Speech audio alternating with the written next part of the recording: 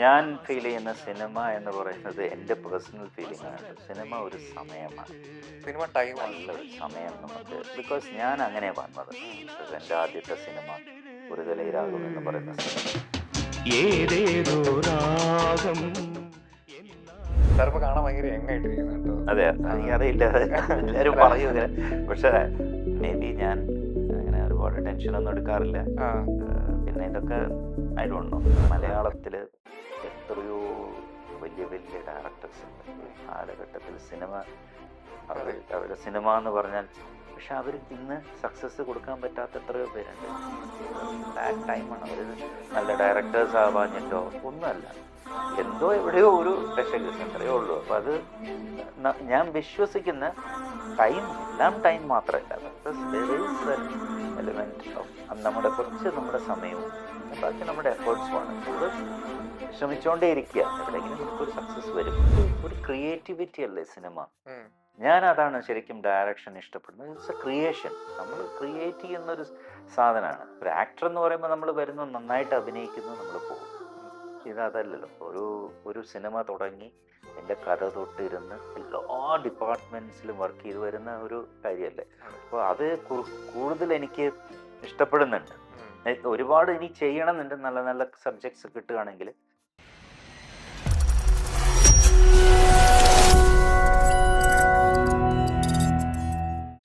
Hi all, this Ganesh S Kumar.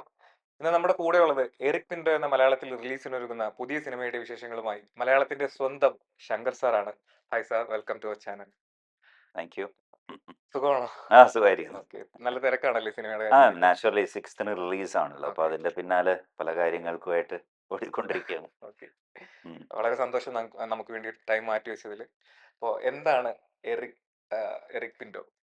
6th Eric എന്നാണ് നമ്മൾ title വെച്ചിരിക്കുന്നത്. ഓക്കെ, ആ, പക്ഷെ ആ ഫിലിമിൽ എറിക് എന്നാണ് അവനെ വിളിക്കുന്നത്. ഓക്കെ, ആ. അതുകൊണ്ട് എറിക് എന്ന് അങ്ങനെ വെച്ചിട്ടുള്ളൂ. പക്ഷെ അവൻ്റെ ഒരു ഫുൾ നെയിം എറിക് പിന്റോ എന്നാണ്. എറിക് പിന്റോ എന്നാണ്. ഓക്കെ, ബേസിക്കലി ഒരു ഗോവനാണ്, ഒരു ഫാദർ എടുത്ത് വളർത്തിയ ഒരു ക്യാരക്ടറാണ്. ഓക്കെ, ആ, അതാണ് എറിക്. ഓക്കെ. ഞാൻ ട്രെയിലർ കണ്ടിരുന്നു. ഒരു ഹൊറർ മിസ്റ്ററി ആണ്. ഹൊറർ ജോണറിൽ വരുന്ന ഒരു സിനിമയാണ്. സിനിമയാണ്. നമ്മൾ ഓക്കെ. മുഴുനീളം ലണ്ടനിലാണ് ഇത് ഷൂട്ട് ചെയ്തിരിക്കുന്നത്. ആ. Full picture full picture, London based ആണ് സ്റ്റോറി. ഓക്കെ, ഓക്കെ, ആ, ലണ്ടനിൽ നടക്കുന്ന ഒരു ഇൻസിഡന്റ് ആണ്, ഒരു സംഭവമാണ്. ഓക്കെ. ഇതില് മനുഷ്യന്മാരല്ലാതെ ഒരു ക്യാരക്ടർ വരുന്നുണ്ടല്ലോ, ഒരു കാറ് റിലേറ്റഡ് ആ, ആയിട്ടാണ്. ഇതൊരു കാറ് ഒരു ലേഡി മേടിക്കുന്നതും ആ, അതിലൂടെ അവൾക്ക് ആ കാറിലെ ചില ദുരൂഹതകൾ ഫീൽ ചെയ്യുന്നതും, ഉം, അത് അപ്പോൾ ആ കാറ് തൊടാൻ പേടിയാവും. ഓക്കെ, അങ്ങനെ അവൾ വീട്ടിലേക്ക് ഓടിച്ചെല്ലുമ്പോൾ ആ ഒരു പ്രസൻസ് എന്ന് പറയുന്നത് അത് അവളെ ഫോളോ ചെയ്യുന്നുണ്ട്. അവൾ അറിയുന്നില്ല, ഉം, പക്ഷെ പിന്നീട് വീട്ടിലും അതിൻ്റെ പ്രസൻസ് ഫീൽ ചെയ്യാൻ തുടങ്ങും. അങ്ങനെ ആ ഫീലിങ്ങിൽ അതാണ് ഈ കാറിലൂടെയാണത്. ഒരു കാർ ഇതിലൊരു മെയിൻ എലമെന്റ് element ആണ്. ആണ്. ആ, ബിക്കോസ് ആ കാറ് നെ ബേസ് ചെയ്തിട്ടാണ് പല കാര്യങ്ങളും നടക്കുന്നത്. ഓക്കെ. ഈ കാറാണോ, ഒരു കാറിനകത്തൊരു സൂപ്പർ നാച്ചുറൽ ഫോഴ്സ് ആണോ, അതോ കാറാണോ ഒരു സൂപ്പർ? കാറല്ല. കാറല്ല. കാറിനകത്തുള്ള ഒരു സൂപ്പർ നാച്ചുറൽ പവർ. ആ, അപ്പോൾ ഓക്കെ, അത് ഓക്കെ. ഒരു അത് ഫീൽ ചെയ്യുമ്പോൾ അത് അതിനെക്കുറിച്ചിട്ടുള്ള ഒരു അന്വേഷണമാണ്. ഉം, എന്താണ്, ബിക്കോസ് ഇവള് ബേസിക്കലി ഒരു ജേർണലിസ്റ്റാണ്. ഉം, ഇവിടെ ഒരു ഈവൻറ്റ് മീഡിയ അങ്ങനെയൊക്കെ നടത്തുന്ന ഒരു കമ്പനിക്ക് വേണ്ടി വർക്ക് ചെയ്യുന്നത്. അപ്പോൾ അവളും അവളുടെ ഫ്രണ്ട്സും കൂടി ചേർന്നിട്ട് ആദ്യം ഇതെന്താണെന്ന് മനസ്സിലാവില്ല. ഉം, ഇതൊരു ഇല്യൂഷൻ ആണോ ഡ്രീം ആണോ എന്നൊക്കെയുള്ള രീതിയിലാണ് അവൾ നിൽക്കുന്നത്. ഓക്കെ, പക്ഷെ പിന്നീട് അതല്ല, ഇത് വേറെ എന്തോ ആണ് എന്ന് മനസ്സിലാക്കിയിട്ട് അതിൻ്റെ പിന്നാലെ പോകുന്നതാണ് അവളും അവളുടെ ഫ്രണ്ട്സും. അതിൽ നിന്ന് കണ്ടുപിടിക്കുന്ന കുറേ സംഭവങ്ങളാണ്. എന്താണ് സംഭവിച്ചത്, എന്താണ് ഈ കാറിൽ സംഭവിച്ചത്, ആരുടെയാണ് കാറ്. ഓക്കെ. ഹൊറർ എലമെന്റും കൂടി ഉള്ള ഒരു ഇൻവെസ്റ്റിഗേഷൻ ത്രില്ലർ. ഇൻവെസ്റ്റിഗേഷൻ അധികമില്ല, കുറച്ചേ ഉള്ളൂ. ഓക്കെ, പക്ഷെ അതിലേക്ക് എത്താൻ ഉള്ള ഒരു ഹൊറർ പ്ലസ് ഒരു ത്രില്ലർ മൂഡിലുള്ള ഒരു സിനിമയാണ്. Okay, okay. ഹൊറർ എലിമെന്റ്സ് ഉണ്ട് ആ സിനിമയിൽ. ഹൊറർ എലമെന്റ്സ് ഉണ്ട്. ഇവരെന്താണ് നടന്നതെന്ന് അന്വേഷിച്ചു പോകുന്ന അതെ, അതെ. അത്രയും മാത്രമാണ്. അപ്പൊ ഈ സിനിമയിലേക്ക് സാർ എങ്ങനെയാണ് വന്നത്?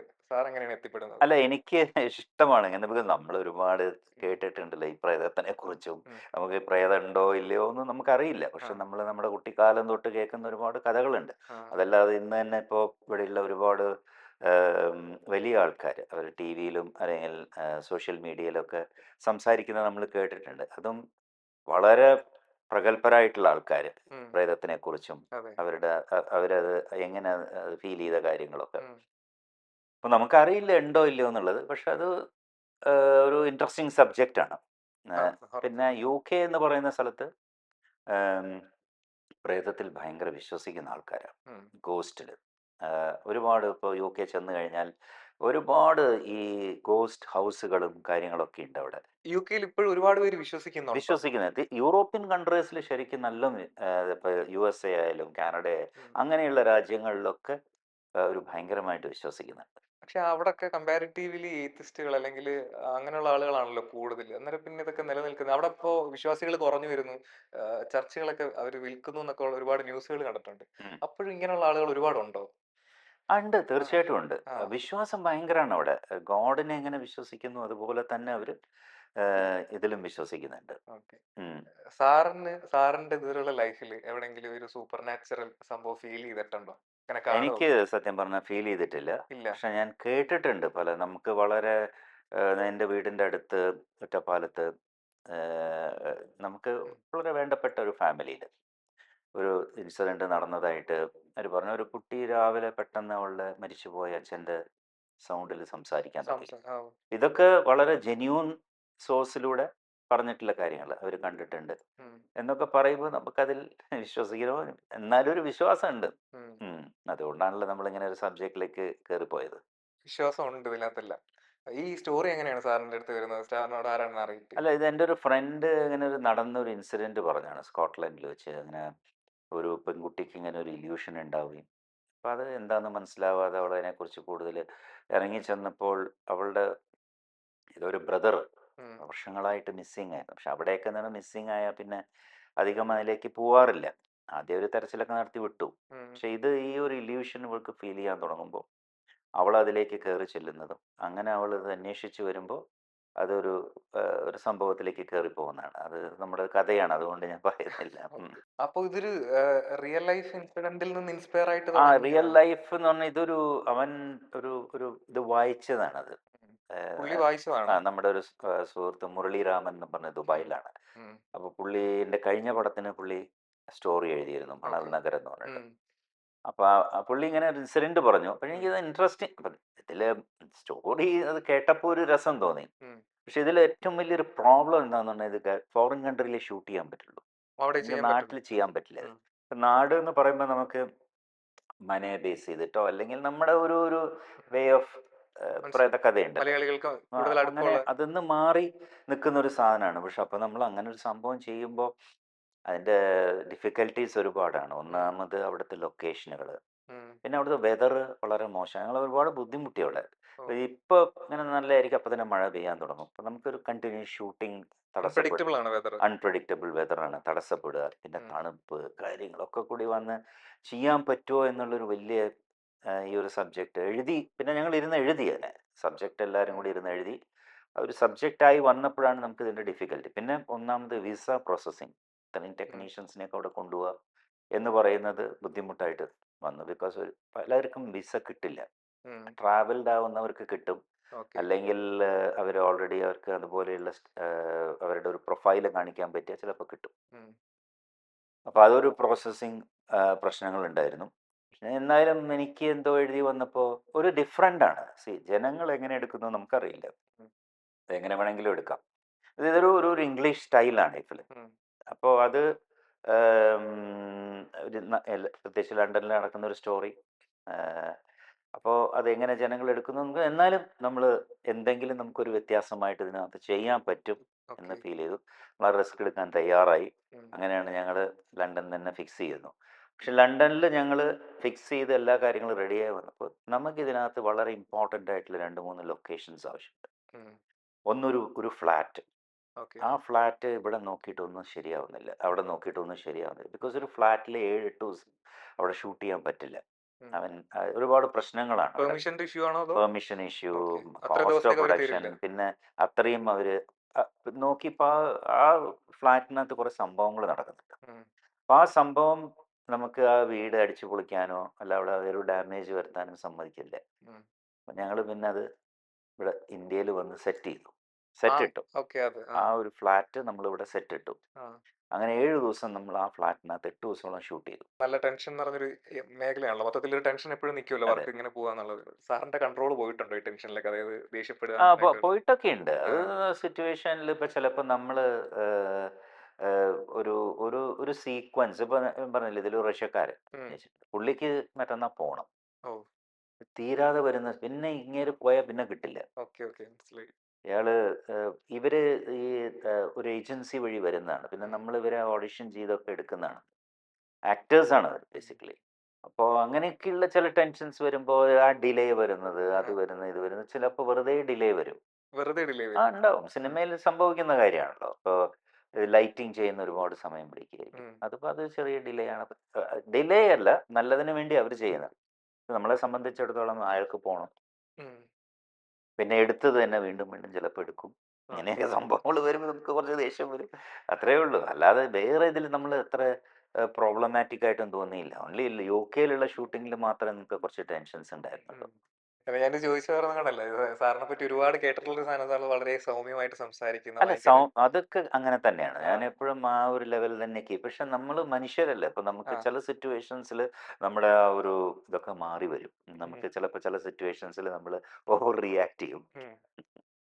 അത്രേ ഉള്ളൂ. ദേഷ്യപ്പെടില്ല, ഒരു ദേഷ്യപ്പെടില്ല. ഓവർ റിയാക്ഷൻ ആണ്. അത്രേ ജസ്റ്റ് ഉള്ളൂ. ഒന്ന് ഷൗട്ട് ചെയ്യുക, അത്രേ. അത്രേ ഉള്ളൂ. അതിനപ്പുറത്തേക്ക് പോരാ. ഷൗട്ടി ഒന്നുമില്ല. കുറച്ച് ഇതായിട്ട് സംസാരിക്കും. അത്രേ ഉള്ളൂ. കുറച്ചൊന്ന് റിജിഡ് ഷൗട്ട് ആയിട്ട് ചെയ്യേണ്ട സംസാരിക്കും. കാര്യമില്ലല്ലോ. Okay, okay. ഇതൊരു ടീം വർക്കാണല്ലോ. ആ. സിനിമ എന്ന് പറയുന്നത് ഒരാൾക്ക് സ്വന്തം ഒന്നുമല്ല. It's A team work. ഒരു ടീം വർക്ക് ആയതുകൊണ്ടാണല്ലോ സിനിമയിൽ ഒരു ഒരാൾ ചെയ്ത സിനിമ പിന്നെ അടുത്ത പടം വിജയിക്കണമെന്നില്ല. ഓക്കെ. ആ. പക്ഷെ അതൊരു ടീം വർക്കാണ്. എല്ലാ കാര്യങ്ങളും ഒത്തു വരുമ്പോൾ എല്ലാ കാര്യങ്ങളും ഒത്തു വരണം. ഈവൻ ഒരു പടം ഇറങ്ങുന്ന ഒരു സമയമുണ്ട്. ഉം. ആ സമയത്ത് അതിനുള്ള കിട്ടുന്ന പ്രൊമോഷൻസ് ഉണ്ട്. ഉം. ഇതെല്ലാം ചേർന്ന് വരുമ്പോഴാണ് ഒരു സിനിമ വിജയിക്കുന്നത്. ഓക്കെ. ഇപ്പോ ഒരു ഡയറക്ടർ എന്ന പെർസ്പെക്റ്റീവിൽ സാർ പറയുന്നത്, ഇപ്പോൾ ഒരു ടീമിന്റെ ഐഡിയാസ് എല്ലാം ഷെയർ ചെയ്ത് അത് ത്രൂ ആണ് ഒരു വർക്ക് മുന്നോട്ട് പോകുന്നതെന്നാണ്. അതെ. ഓക്കെ. അങ്ങനെ വേണം പോവാൻ. അതെ. ബിക്കോസ് നമ്മളെപ്പോഴും വി ഷുഡ് ടേക്ക് ഒരാളുടെ ഹെൽപ്പ് നമുക്ക് എപ്പോഴും വേണ്ടി വരും. ഐഡിയാസ്, കാര്യങ്ങൾ, അവർക്ക് എന്താ പറയാനുള്ളത്, അത് നല്ലതായിരിക്കാം, നല്ലതാവാതിരിക്കാം, നമുക്ക് എടുക്കാം, എടുക്കാതിരിക്കാം. ഞാൻ പക്ഷേ ചോദിക്കാറുണ്ട്. നമുക്കിവിടെ എന്താ ചെയ്യേണ്ടത്, എങ്ങനെ ചെയ്യണം, എങ്ങനെയാണ് നിങ്ങൾ ഫീൽ ചെയ്യുന്നത് എന്നൊക്കെ ചോദിക്കാറുണ്ട്. ഉം. നമ്മളൊരു ടീം വർക്കായിട്ടാണ് ഈ സിനിമ ചെയ്തിരിക്കുന്നത്. ഞാൻ മാത്രം എന്ന് പറയാൻ പറ്റില്ല. എനിക്ക് നല്ല ക്യാമറമാനെ കിട്ടി, നല്ലൊരു അസോസിയേറ്റിനെ കിട്ടി. പിന്നെ അതേമാതിരി UK ചെന്നപ്പോൾ ഡയറക്ടർ ഇവർക്ക് വിസ അവിടെ കിട്ടാത്തതുകൊണ്ട് ഉം. അവിടെ അവിടുന്ന് വേറെ ആൾക്കാരെ എടുത്തു. ഡയറക്റ്റ് അവരൊക്കെ ചെയ്തു. നന്നായിട്ട് വർക്ക് ചെയ്തു. ഉം. ഒരുപാട് നല്ല നല്ല ഷോട്ടുകൾ നമുക്ക് എടുക്കാൻ പറ്റിയിട്ടുണ്ട് ഈ സിനിമയിൽ. അങ്ങനെ അപ്പോൾ ഒരു സീൻ തുടങ്ങുന്നതിന് മുന്നേ സാർ ഇവരോട് പറയും, ഇതാണ് എൻ്റെ മൈൻഡിലുള്ളത്, ഇങ്ങനെയാണ് ഇത് വരേണ്ടത്. അത് നമ്മൾ പ്രീവിയസ് ഡേ തന്നെ ഡിസ്കസ് ചെയ്യും. പ്രീവിയസ് ഡേ തന്നെ ഡിസ്കസ് ചെയ്ത് ഡിസ്കസ് ചെയ്ത് ഇതൊക്കെയാണ് നമ്മൾ ചെയ്യാൻ പോകുന്നത്, നമുക്ക് ഇങ്ങനെ വർക്ക് ചെയ്യാതെ എന്ന് പറഞ്ഞാൽ നമ്മൾ ആ ഡിസ്കഷൻ കഴിഞ്ഞാൽ അവരെല്ലാവരും പോകും. അടുത്ത ഡേ കൺഫ്യൂഷൻസ് ഇല്ല, നമ്മൾ അതിലേക്ക് കയറും. ഓക്കെ. ഞാൻ സാറിന്റെ റെഫറൻസ് ഇങ്ങനെ കുറെ നോക്കിയപ്പോൾ അതിനകത്ത് മുന്നൊരു വർക്ക് വൈറസ് എന്ന് പറഞ്ഞ് ചെയ്തിട്ടുണ്ട്. അത് HIV റിലേറ്റഡ് ആയിട്ടാണ്. പിന്നെ ഒരു വീഡിയോ ചെയ്തിരിക്കുന്നത് കണ്ടത് അല്ലല്ല, ചൈൽഡ് ലേബർ. ഞാൻ ആക്ച്വലി സിനിമയിൽ ഡയറക്ഷനിലോട്ട് വരുമ്പോൾ ഞാൻ എൻ്റെ മനസ്സിൽ ഞാൻ ആലോചിച്ചൊരു കാര്യമാണ്, ഞാൻ ഡയറക്റ്റ് ചെയ്തിട്ടില്ല, ഞാനൊരു ആക്ടറാണ്. പക്ഷെ ഒബ്സർവ് ചെയ്തിട്ടുണ്ട്, ഒബ്സർവേഷൻ ഉണ്ട്. ഓരോ ഡയറക്ടേഴ്സ് ചെയ്യുന്നതും അതെ. അവർക്കൊരു സ്റ്റൈലുണ്ട്. ഇപ്പോൾ ജോഷിയേട്ടനൊരു സ്റ്റൈലുണ്ട്, ഐ വി ശശിക്ക് ഒരു സ്റ്റൈലുണ്ട്, വാച്ചിക്കയ്ക്ക് ഫാസിലിനൊരു സ്റ്റൈലുണ്ട്. ഓരോ ഡയറക്ടേഴ്സും എല്ലാം ഒരുമാതിരിപ്പെട്ട എല്ലാ ഡയറക്ടേഴ്സിൻ്റെ കൂടെ ഞാൻ വർക്ക് ചെയ്തു. ഹരിഹരൻ സാറിനൊരു സ്റ്റൈലുണ്ട്. അപ്പോൾ ഇതൊക്കെ ഞാൻ വാച്ച് ചെയ്തുകൊണ്ടിരുന്നു. അപ്പം ഞാൻ അതിന്ന് കുറേ കാര്യങ്ങളൊക്കെ അവിടെ ഇരുന്ന് മനസ്സിലാക്കാൻ നോക്കും. അവരിങ്ങനെ ഷോട്ട് വെക്കുന്നു, എന്ത് വെക്കുന്നു, എല്ലാ കാര്യങ്ങളും നോക്കി വെക്കാറുണ്ട്. പക്ഷെ അപ്പോൾ എനിക്കൊരു കോൺഫിഡൻസ് ലെവൽ ഉണ്ടായിരുന്നില്ല. അപ്പോൾ ഞാൻ ആദ്യമായിട്ട് ഡയറക്റ്റ് ചെയ്യുമ്പോൾ നമ്മളൊരു ക്യാമറ വെക്കുമ്പോൾ ഉണ്ടാവുന്ന ചെറിയ ചെറിയ പ്രശ്നങ്ങളുണ്ടായിരുന്നു, ഒരു ബിഗിനറുടെ ഒരു ഒരു പേടി. ബിഗിനർ എന്നുള്ളത്. അപ്പം ഞാൻ എന്ത് ചെയ്തു, ഞാൻ ഒരു ഷോർട്ട് ഫിലിം ചെയ്യാമെന്ന് വെച്ചു. അപ്പം നമുക്ക് കുറേ സെയിം തന്നെയാണല്ലോ, മേക്കിംഗ് ആണല്ലോ. ആ ഷോർട്ട് ഫിലിം നന്നായിരുന്നു, കാട്ടി എന്നും പറഞ്ഞിട്ട്, ചൈൽഡ് ലേബറിനെ ചൈൽഡ് ലേബറിനെ കുറിച്ച്. അത് നന്നായിട്ട് വന്നു. അപ്പോൾ എനിക്കൊരു കോൺഫിഡൻസ് കിട്ടി. അങ്ങനെ പിന്നെ ഞാൻ അടുത്ത് ഇമ്മീഡിയറ്റ്ലി ഒരു വലിയ സിനിമയ്ക്ക് പോകണ്ട, ഒരു ചെറിയ സിനിമ എയ്ഡ്സിനെ ബേസ് ചെയ്തിട്ട്, അതൊരു ഇൻഡോ അമേരിക്കൻ പ്രൊഡക്ഷൻ. അവരെൻ്റെ അടുത്ത് വന്ന് ഇങ്ങനെ സംസാരിച്ചപ്പോൾ ഈ സബ്ജക്റ്റ് പറഞ്ഞപ്പോൾ അവർക്ക് ഇഷ്ടമായി. അങ്ങനെ ഞാൻ ആ ചെയ്ത് കൊടുത്തു അവർക്ക്. അവരും അതുമായിട്ട് പോയി. അവിടെ കുറേ ഫെസ്റ്റിവലിലൊക്കെ അത് കളിച്ചു, കുറെ അവാർഡ്സ് കിട്ടിയിരുന്നല്ലോ, അവാർഡൊക്കെ കിട്ടി. പിന്നെ നെക്സ്റ്റ് ആണ് ശരി, ഓക്കെ, ഇനി ഒരു കമേഴ്ഷ്യൽ ഫിലിം ചെയ്യാം എന്ന് പറഞ്ഞിട്ട് കേരളോത്സവം 2009 ചെയ്യുന്നു. അപ്പം അന്ന് വിനു മോഹൻ നല്ല ഒരു ഇതിൽ നിൽക്കുന്ന സമയമായിരുന്നു. അതേമാതിരി തന്നെ മണിച്ചേട്ടൻ ഉണ്ടായിരുന്നു. അപ്പോൾ ഇവരെയൊക്കെ വെച്ചിട്ട് ഞാൻ പ്ലാൻ ചെയ്ത് ആ സിനിമ ചെയ്തു. അതും ഒരു വ്യത്യാസമായിട്ടുള്ള സബ്ജക്റ്റാണ്. ഒരു ടെററിസം ബേസ്ഡ് എന്തെങ്കിലും നമ്മൾ വ്യത്യാസമായിട്ട് ചെയ്യണല്ലോ. അപ്പം അങ്ങനെ അത് ചെയ്തു. പക്ഷെ അത് ഞാൻ മോശമല്ല. പക്ഷെ ഞാൻ വിചാരിച്ചത് നമുക്ക് മെയിൻ സെയിലബിലിറ്റി ഒക്കെ നടന്നു ആ സിനിമ. നഷ്ടമൊന്നും വന്നിട്ടില്ല. പക്ഷെ ഞാൻ പ്രോഫിറ്റ് വിചാരിച്ച ആയിരുന്നു. സക്സസ് അതിന് കിട്ടിയില്ല. ബോക്സ് ഓഫീസിൽ ബോക്സ് ഓഫീസിൽ വലിയ സക്സസ് വന്നില്ല. അത് മെയിൻലി സബ്ജക്റ്റ് ആയിരുന്നു അതിൻ്റെ ഒരു റീസൺ പറഞ്ഞത് എല്ലാവരും. അത് നന്നായിട്ട് മേക്ക് ചെയ്തിട്ടുണ്ട് നമ്മൾ. അപ്പോൾ പിന്നെ അതിന് പിന്നെ കുറച്ച് കാലം കഴിഞ്ഞപ്പോഴാണ് എനിക്ക് ദുബായിൽ നിന്ന് ഇങ്ങനെ ഒരു കഥ കിട്ടുകയും, കാരണം ദുബായിൽ വെച്ചൊരു സംഭവം ഇങ്ങനെ മണൽ നഗരം, മണൽ അത് നഗരം തമിഴിലാണ് ചെയ്തത്. ബൈലിംഗിൾ അത് ആയിരുന്നല്ലോ. മലയാളത്തിൽ ഡബ് ചെയ്തു അവര്. ഡബ് ചെയ്ത് അത് ഓക്കെ. സാൻ സിറ്റി എന്ന് ആ. പറഞ്ഞിട്ട് ഡയറക്റ്റ് വേർഷൻ അല്ല, ഡബ് തമിഴ് ചെയ്തതാണ്. ഡബ് ചെയ്തതാണ്. Okay okay. ആ. അപ്പം അത് ചെയ്തു. അങ്ങനെ അത് കഴിഞ്ഞിട്ട് ആ സിനിമ കഴിഞ്ഞു. പക്ഷെ ആ പടം തമിഴ്നാട്ടിൽ കുഴപ്പമുണ്ടായിരുന്നില്ല. നല്ല റിവ്യൂസും പിന്നെ അതേപോലെ പടം ബിസിനസ്സുമായി കുറച്ച് ദിവസം ഓടി. ഓ. പിന്നെ ഞാനൊരു ഗ്യാപ്പ് ഇട്ടു. പിന്നെ ഞാൻ വിചാരിച്ചു കുറച്ച് കഴിഞ്ഞിട്ട് ചെയ്യാം, നല്ലൊരു സാധനം വരട്ടെ എന്ന് വിചാരിക്കുമ്പോഴാണ് ഈ ഒരു സബ്ജക്റ്റ് വന്ന ഒരാൾ പറയുന്നത്. ഓക്കെ. അപ്പോൾ വീണ്ടും പിന്നെ ഇറങ്ങി. ഇത് നമ്മൾ സിനിമയല്ലേ, നമ്മുടെ എല്ലാം നമ്മൾ വന്നത് സിനിമയിലാണ്, നമുക്ക് അതെ. സിനിമയേ ഉള്ളൂ. അപ്പോൾ അതുകൊണ്ട് ഞാൻ എന്തെങ്കിലും സിനിമയിൽ ചെയ്തേ പറ്റുള്ളൂ. അപ്പം ഇങ്ങനെ ഒരു ഓപ്പർച്യൂണിറ്റി വരുമ്പോൾ വീണ്ടും ഇതിലേക്ക് കയറി സബ്ജക്റ്റ് റെഡിയാക്കി ഒരു പ്രൊഡ്യൂസറെ കണ്ടെത്തി. അപ്പോൾ രാംജി എന്ന് പറയുന്ന രാമചന്ദ്രൻ നായർ, അദ്ദേഹം ഒരു ആക്ടറും കൂടിയാണ്. അപ്പോൾ അദ്ദേഹത്തിൻ്റെ അടുത്ത് ഞാൻ ഈ സബ്ജക്റ്റ് പറഞ്ഞപ്പോൾ പുള്ളിക്ക് ഭയങ്കര ഇഷ്ടമായി. അപ്പോൾ പുള്ളി പറഞ്ഞു എന്നാൽ നമുക്ക് എടുക്കാം. പക്ഷെ ബഡ്ജറ്റ് നോക്കുമ്പോൾ കുറച്ച് ബഡ്ജറ്റ് ആവും, ഓക്കെ ഓക്കെ. ലണ്ടനും കാര്യങ്ങളൊക്കെ ആയതുകൊണ്ട്. അപ്പോൾ ഞങ്ങൾ പിന്നെ പുള്ളി തന്നെ വേറെ പുള്ളിയുടെ ഫ്രണ്ട്സിൻ്റെ അടുത്തൊക്കെ സംസാരിച്ച് അങ്ങനെയാണ് ക്യൂ സിനിമാസ് ഫോം ആയത്. പിന്നെ യു കെയിലുള്ള വേറൊരു കമ്പനി ഓഷ്യോ എൻ്റർടൈൻമെൻറ്റ്സ്, രണ്ടുപേരും കൂടി ചേർന്നാണ് ഈ സിനിമ ചെയ്തത്. അപ്പോൾ ഈ ഞാൻ ചോദിച്ചു വന്നതെന്ന് വെച്ച് കഴിഞ്ഞാൽ സാറ് രണ്ട് ഇത് കണ്ടു. ഒന്ന് കാട്ടി ചെയ്തു, ചൈൽഡ് ലേബറിനെ പറ്റിയിട്ട്. രണ്ടാമത് ഈ വൈറസ് എന്ന് പറയുന്നത് ചെയ്തു. അപ്പോൾ നോർമലി അങ്ങനെ ആരും അങ്ങനെ പോകുന്നൊരു മേഖലയല്ലല്ലോ ഇത്. ഒരു സോഷ്യൽ അവയർനെസ് അല്ലെങ്കിൽ ഒരു രോഗത്തെ പറ്റി പറയുന്നത്. എന്തുകൊണ്ടാണ് അങ്ങനെ ഒരു സംഭവം ചൂസ് ചെയ്തത്? എനിക്ക് ഏത് ഭയങ്കര ഈ എറിക്കോ? എറിക്ക് ചൂസ് ചെയ്യാൻ കാരണം എറിക്കല്ല, ഈ വൈറസ് എന്ന് പറഞ്ഞ സിനിമ വൈറസ് അന്ന് ഈ എയ്ഡ്സിന്റെ ഒരു വലിയ ഇഷ്യൂ നടക്കുന്ന സമയത്ത്, അന്ന് എയ്ഡ്സ് എന്ന് പറയുന്ന എല്ലാവരും അതിനെ മോശമായിട്ട് കണ്ടുകൊണ്ടിരിക്കുന്ന ഒരു സമയമാണ്. എയ്ഡ്സ് ഒരു പെൺകുട്ടിക്ക് ത്രൂ രണ്ടുപേരും കൂടി ഒന്ന് ചേരുമ്പോൾ മാത്രമല്ല അത് സംഭവിക്കുന്നത്. ബ്ലഡ് ട്രാൻസ്ഫ്യൂഷനിലൂടെ നടക്കാം, പല കാര്യങ്ങളിലൂടെയും നടക്കാം, അല്ലെങ്കിൽ ഒരു പെണ്ണ് റേപ്പ് ചെയ്യപ്പെടാം, അതിൽ നിന്ന് വരാം. അപ്പം അങ്ങനെ ബാധിക്കപ്പെട്ട ഒരു പെൺകുട്ടിക്ക് ഇത് വരുന്നത് ഓൾറെഡി അവളൊരു മാരേജുമായിട്ട് മുന്നോട്ട് പോയിക്കൊണ്ടിരിക്കുന്ന സമയത്താണ് അത് വന്നത്. പക്ഷെ ആ സ്നേഹിക്കുന്ന ആള്, കല്യാണം കഴിക്കാൻ പോകുന്ന ആള് ഇവളെ തള്ളിക്കളയല്ല ചെയ്യുന്നത്. അവളെ ഏറ്റെടുത്ത് അവൾക്കൊരു ലൈഫ് കൊടുക്കാനാണ് ശ്രമിക്കുന്നത്. അപ്പോൾ മാരേജ് എന്ന് പറയുന്നത് വെറും ഇത് മാത്രമല്ല, അതിൻ്റെ അപ്പുറത്തേക്ക് ഒരുപാട് കാര്യങ്ങളുണ്ടെന്ന് പറയുന്ന ഒരു സ്റ്റോറി എനിക്ക് ഭയങ്കരമായിട്ട് ഇഷ്ടപ്പെട്ടു. പിന്നെ അത്ര വലിയൊരു സിനിമയിലേക്ക് കയറണം എന്നും ആഗ്രഹമുണ്ടായിരുന്നു. ചെറിയ കഥ, അതുകൊണ്ട് അങ്ങനെ അങ്ങനെ ചൂസ് ചെയ്തു. ചെയ്തതാണ്. ഓക്കെ. ഇപ്പൊ സാർ ഇപ്പൊ പറഞ്ഞു, സാർ ഒരുപാട് വലിയ ഡയറക്ടേഴ്സിന്റെ കൂടെ വർക്ക് ചെയ്തിട്ടുണ്ട്. അപ്പോൾ ഇതില് ഏത് ഡയറക്ടറിന്റെ ആ ഒരു അപ്രോച്ചാണ് ഭയങ്കര രസമായിട്ട് തോന്നിയത്? അതായത് ഇപ്പൊ നറേറ്റ് ചെയ്ത് കൊടുക്കുന്നത്, ആക്ടേഴ്സിന് സീൻസ് നറേറ്റ് ചെയ്ത് കൊടുക്കുന്നതും ആ ഒരു പ്രോസസ്സ് ഹാൻഡിൽ ചെയ്യുന്നത് രസമായിട്ട് തോന്നിയത്? അല്ല, ജോഷിയേട്ടൻ വന്നിട്ട് ഒരു നല്ല മേക്കറാണ്. പക്ഷെ അധികം നമ്മുടെ അടുത്ത് വന്ന് അങ്ങനെ കാര്യങ്ങളൊന്നും പറയില്ല. അദ്ദേഹം അസോസിയേറ്റ്സ് വന്ന് പറയുമല്ല, പുള്ളി അങ്ങനത്തെ ഇതിലൊന്നും ഇല്ല. ശശിയേട്ടൻ കുറച്ച് വേറൊരു സ്റ്റൈലാണ്, ഐ വി ശശി. അദ്ദേഹം നമുക്ക് കുറച്ചൊക്കെ പറഞ്ഞു തരും. ഹരൻ സാർ കുറച്ച് പറഞ്ഞു തരും. ബാക്കി ഇവർക്കൊക്കെ ഒരു ഡിഫറെൻ്റ് അപ്രോച്ചാണ് ഞാൻ കണ്ടെടുത്തോളം. ജോഷിയേട്ടനൊക്കെ ഇന്നും മലയാള സിനിമയിൽ ഇത്ര ടോപ്പിൽ നിൽക്കാൻ റീസൺ അന്ന് തന്നെ നന്നായിട്ട് വലിയ സിനിമകൾ ചെയ്തിരുന്ന ഒരു ഡയറക്ടറാണ്. അപ്പം ഇന്നും അദ്ദേഹം എത്രയോ സിനിമകൾ ചെയ്യുന്നു അല്ലേ. ഐ വി ശശി ഇതുപോലെ തന്നെ ചെയ്തിരുന്നു. പിന്നെ ഹരിഹരൻ സാറും നല്ല നല്ല സിനിമകൾ ചെയ്യുന്നുണ്ട്. ഇവരൊക്കെ ഒരു ഡിഫറെൻറ്റ് മേക്കേഴ്സാണ്. എല്ലാവർക്കും ഒരു സ്റ്റൈലുണ്ട്. ശശിയുടെ ഭയങ്കര ഫാസ്റ്റാണ്. ആദ്യം തന്നെ ക്യാമറ എടുത്തിട്ടൊക്കെ ഓടും ചിലപ്പോൾ.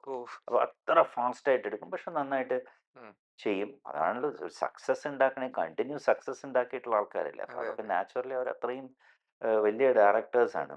അതുമാതിരി പിന്നീടാണ് നമ്മൾ അതിനൊക്കെ ട്രാക്ക് മാറി പ്രിയദർശൻ റേഞ്ചിലേക്കൊക്കെ വരുന്നത്. പ്രിയദർശനും നല്ല മേക്കറാണ്.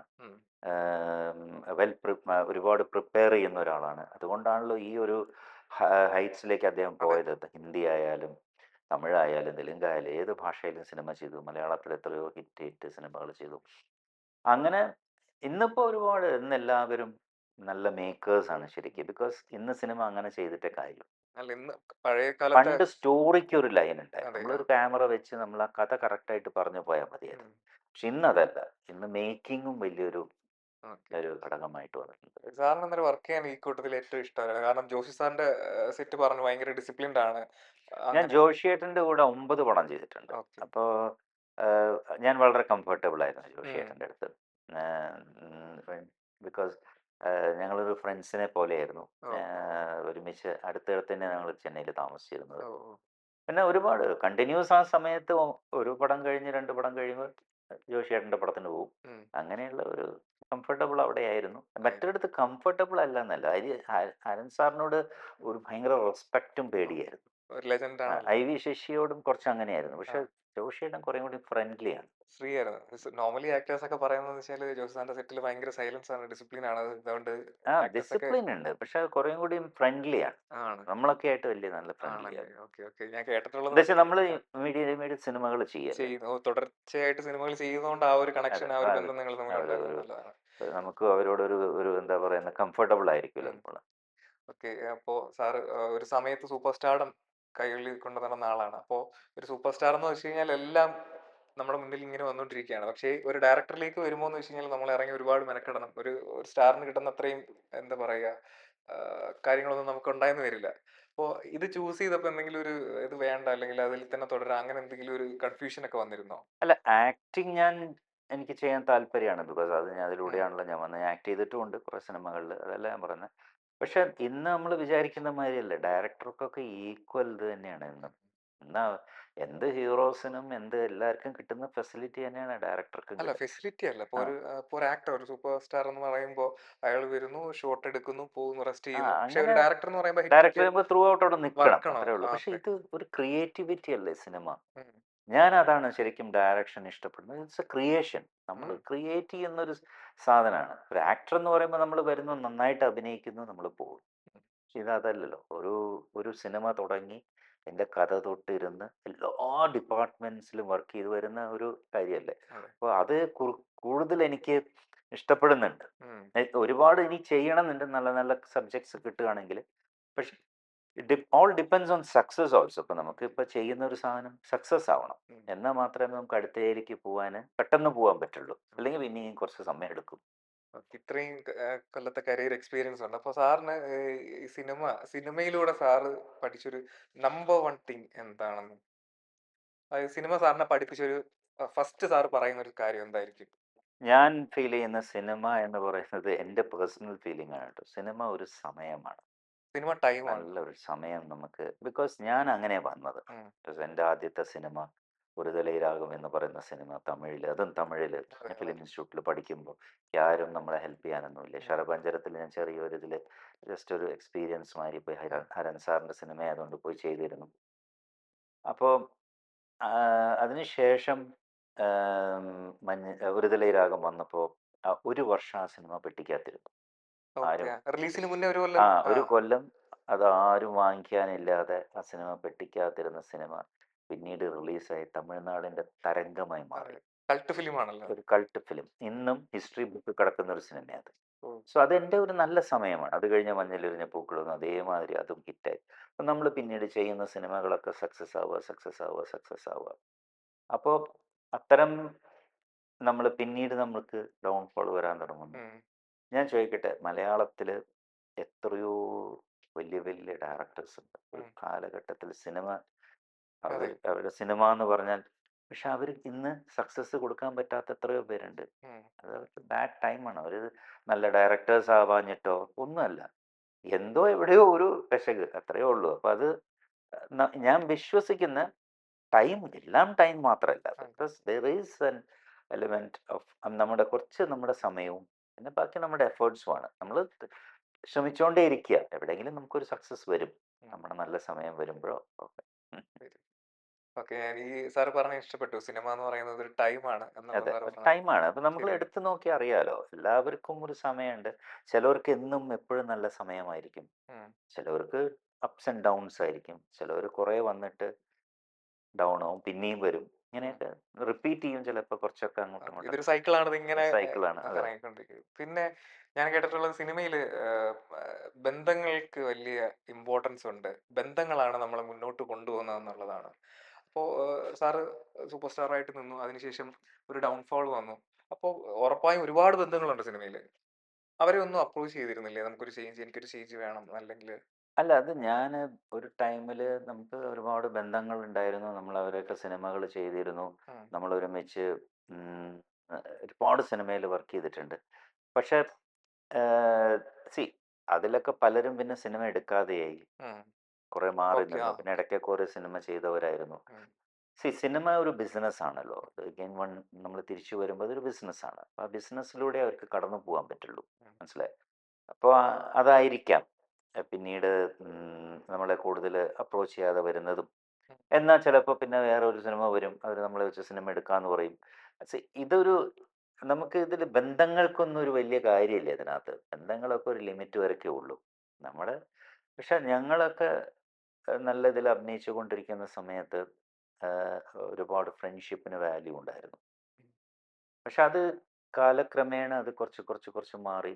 പിന്നെ സിനിമ വേറൊരു രീതിയിലേക്ക് പോയി. അത് 90s 95 2000 ഒക്കെ ആകുമ്പോഴേക്കും സിനിമ വേറൊരു രീതിയിൽ പോയി. പ്യുവർലി ഒരു ഒരു ബിസിനസ്. സിനിമ ബിസിനസ് എന്നല്ല, ആ ക്രിയേറ്റിവിറ്റിയിലേക്ക് ഒരു ഗ്രൂപ്പായി.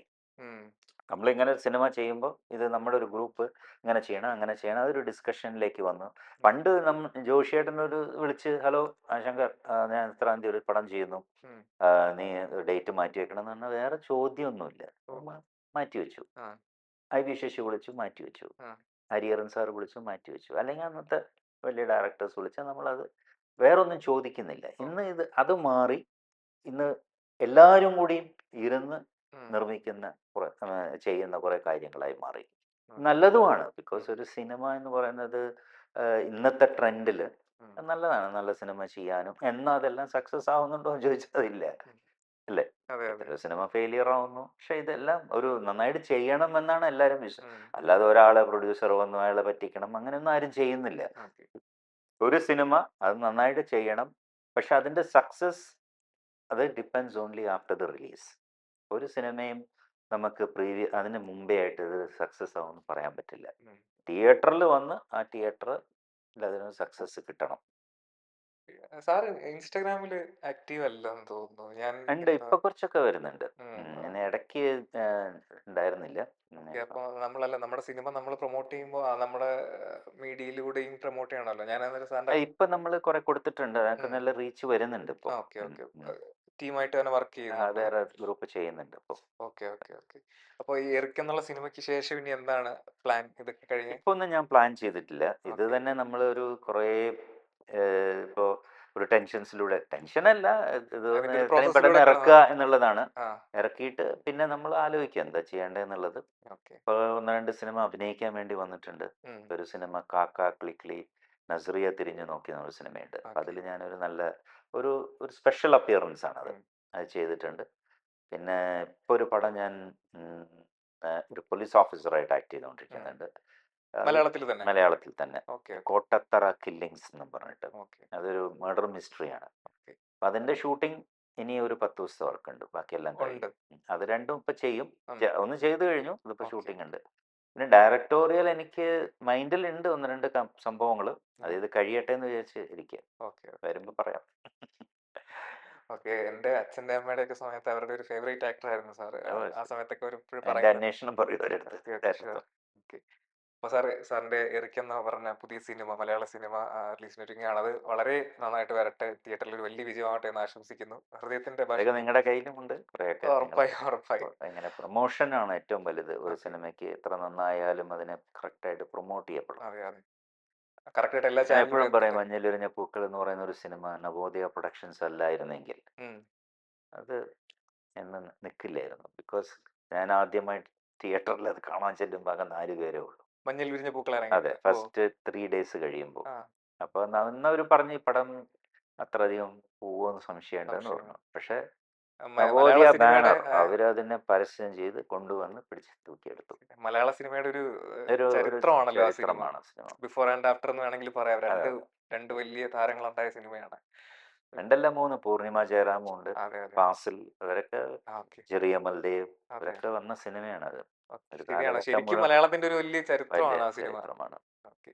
നവോദയ പ്രൊഡക്ഷൻസ്, അപ്പച്ച മുതലാളി ഒരിക്കലും മറക്കാൻ പറ്റില്ല അതിന്. Jijo. Okay sir, thank you so much. Thank you so thanks A much lot. For your time. ഈ ഒരു സിനിമ ഞാൻ പറഞ്ഞതുപോലെ സിനിമ വലിയൊരു വിജയമാവട്ടെ. നമുക്ക് വേണ്ടി ഈ സമയം മാറ്റി വെച്ചതിൽ ഒരുപാട് നന്ദി. Thank you.